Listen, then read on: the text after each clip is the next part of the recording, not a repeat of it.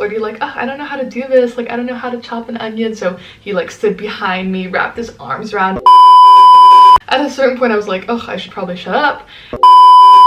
Continues to kiss me, this time a little bit more aggressively, and I'm like, look, like it's not gonna happen. Hey guys, welcome back to my channel. So today I have a new Fella Friday for you guys, and for those of you new to my channel, Fella Friday is the series where every Friday I talk about a different type of fella or boy that I've encountered in my dating life.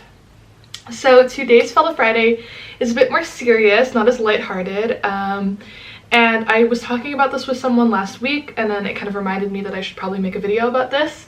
So today's fella or boy is the creep.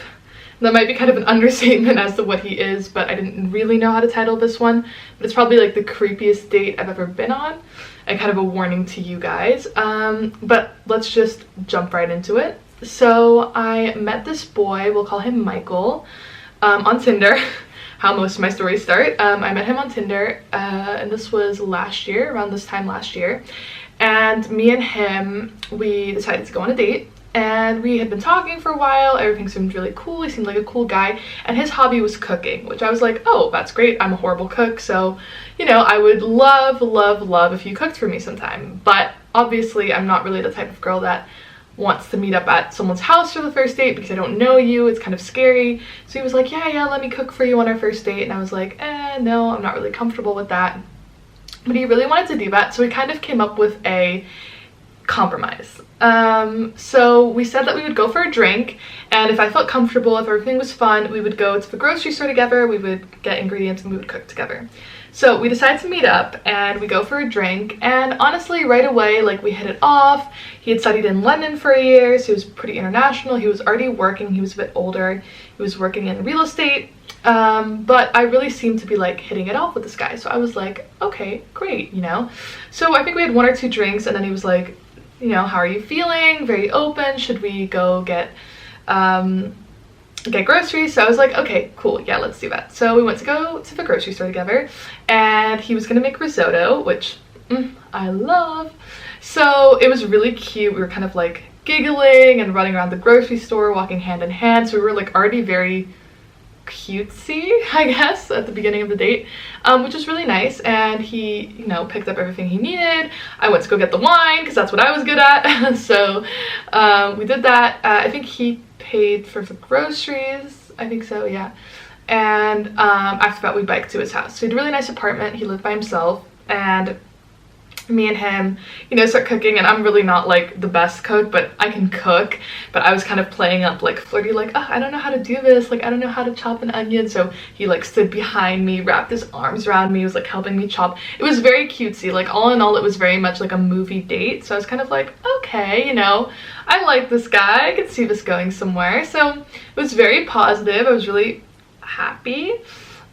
So we cooked, it was amazing. It was like this chicken risotto with asparagus. It was really good, and we started eating, and he was very quiet, like not awkward quiet, but kind of just like very stoic, serious, I guess. He was very much like in his own head, and, you know, I don't know, very much listening to me. But on a first date, when I feel a little bit awkward or when someone's quiet, like I will do all the talking, boy. So I'm just like telling story after story and thing after thing, and at a certain point I was like, oh, I should probably shut up. And at that point he kind of like moves closer to me, and I was like, oh, I'm talking too much, aren't I? And he was like, a little, and then he kissed me. So it was also very movie-like. It was really cute. I definitely felt like it was a cute moment. But I just was not interested in sleeping with this guy on the first date.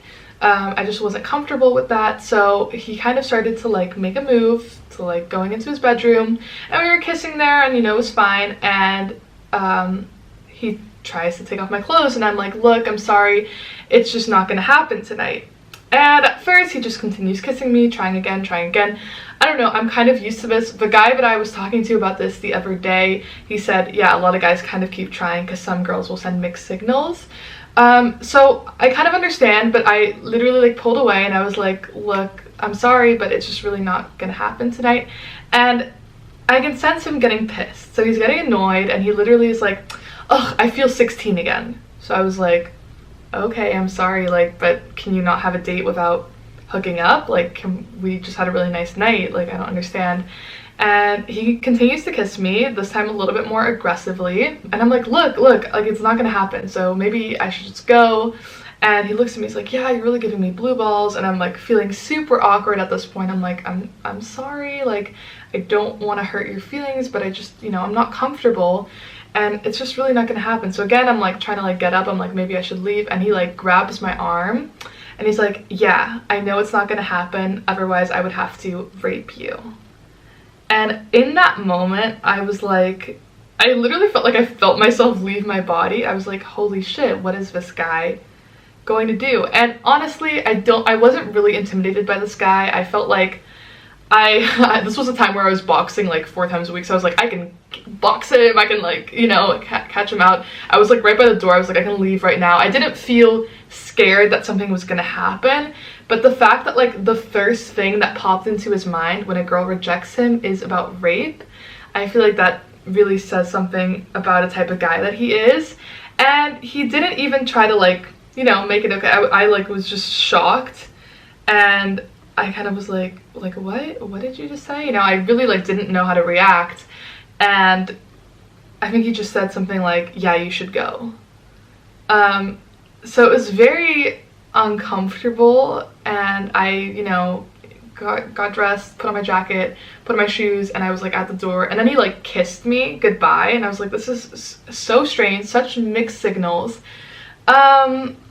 Yeah, and then I did text him the next day just to be like, hey, look, I'm sorry things ended awkwardly, I had a really nice time before that, because honestly I did. It was a really great date at the beginning, but it just ended very weirdly, and he never replied, which is fine. I understand he was pissed off, but I guess that really taught me that even if you do feel comfortable with someone at a bar or after like one date, you really don't know that person. And it's definitely made me more cautious about inviting people over to my house, going over to someone's house, especially someone that I've met off Tinder. But even, you know, when I did meet him in real life, everything felt fine until we got like alone together in kind of an awkward situation. And yeah, I think it's just important to know that some people, guys or girls, may have certain expectations from a night, and it's just extremely important to communicate what you're comfortable with and what you're not comfortable with. And maybe, you know, now I kind of will say, if I go home with a guy and I am not planning on sleeping with them, I'll say, look, I would love to hang out at your house, I'd love to have a drink, but I'm just not interested in sleeping with you on the first date.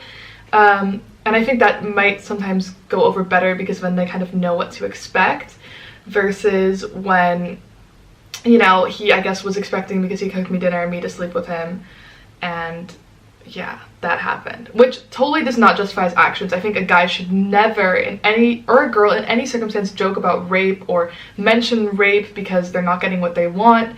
I was definitely extremely uncomfortable by this guy, and I just, you know, the fact that that was the first thing that came up in his mind really says something about the type of guy that he is. But yeah, I guess my advice for this is that just to really be cautious, you know, how well you know someone and who you're going home with, and really like explain your boundaries, and when you do feel uncomfortable, leave, you know. And I think I should have maybe left earlier, because there were already signs of him getting pissed that I didn't want to sleep with him, and I kind of just kept like staying because I was having a good time with him before. But I think at the first sign that he made me uncomfortable, I could have just said, you're making me uncomfortable, I want to leave. And luckily I was extremely fortunate that nothing bad happened. I mean, the fact that he said something like that, he could have also, you know, used actions instead of words, and I'm extremely lucky that he didn't. But it's definitely made me more cautious for the future, and I guess that's the only thing that I kind of want to share with you guys. Like, really be cautious about who you're hanging out with, who you're going home with. And yeah, you never know. This guy seemed really great until I guess we got into a little bit of an awkward, heated situation. So yeah, it was definitely not one of my best experiences, and it definitely has jaded me a little bit about my trust for people I meet on the internet, which, you know, is also a good thing. It's good to be cautious. There's nothing wrong with that. I listened to this podcast called Crime Junkie, and it's a lot more intense. It's about like actual crimes, but they always say, like, don't be afraid to be weird or be rude. As soon as you get like that gut feeling that something is wrong, just get out of there. Like, it doesn't matter if you're being rude, or if someone just cooked you dinner, or if someone just bought you drinks. No, just go with your gut, and I definitely did here, and I'm glad I didn't stay with this guy and decided to leave when I did. And yeah, that was that was my story about the creep, about Michael the creep. I definitely don't think he's gonna watch this, so that's good. But if you do watch this, then I would sincerely advise you to handle things differently with girls in the future, because trust me, this one isn't working. Okay guys, I hope you guys enjoyed that video, or at least found it helpful. I am usually back every week on Tuesdays with a regular video and on Fridays with a Fellow Friday.